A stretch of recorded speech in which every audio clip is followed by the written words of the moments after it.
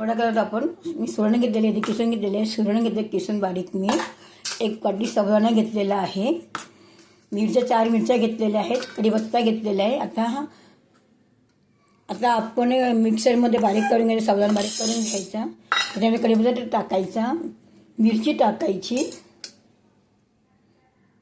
आणि मिक्सरमध्ये बारीक करून घ्यायचं. थोडंसं आलं किसून टाकायचं, ते चव छान येते ना.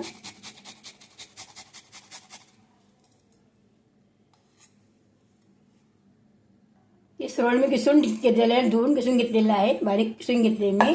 आणि नंतर हे बारीक केलेलं साबुदाणा टाकायचा, मिक्स करायचं.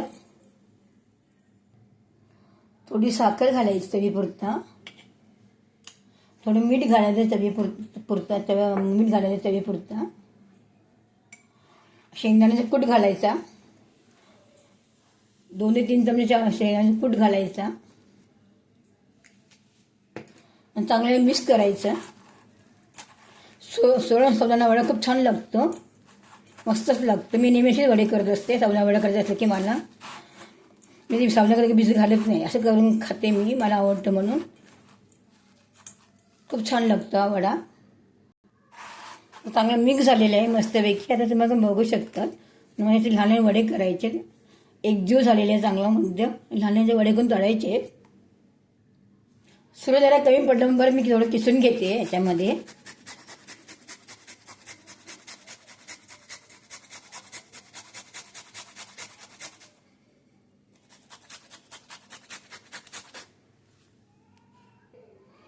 आता मिक्स करून झालेले आहे. आता चांगले वडे असे गोलगोल करायचे, वडे करायचे छानपैकी चपट्यापैकी. मस्त तळून काढायचे खमंग, हे छान लागतात. ते सुरण साबुदाणा वडा खूप छान लागतात.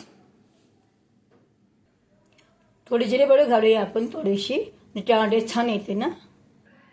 मी बघू शकता किती सुंदर वडे आलेले बघा, मस्तपैकी आलेले आहेत. हे आपण त्याला तळून काढूया. छानच लागतं हे वडे, अगदी मस्तच लागतात. का सुंदर फुगले बघा, मस्त फुगलेले, छानच एकदम आलेले तुम्ही बघू शकताय.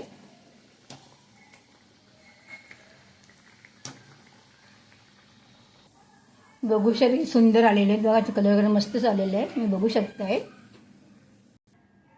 जी बघू शकता की सुंदर आलेले, मस्त मस्त आलेले, की सुंदर लागतात हे वडे. नक्की ट्राय करून बघा. हे बघा किती मस्त आलेले, सुंदर सुपर मस्त आलेले आहे. खायला पण छान लागतात. ते असं वाटत नाही खाताना की सुरणचे साबुदाणा वडा केलेला आहेत म्हणून. नक्की ट्राय करून बघा. व्हिडिओ आवडले शेअर करा, सबस्क्राईब करा. बाय.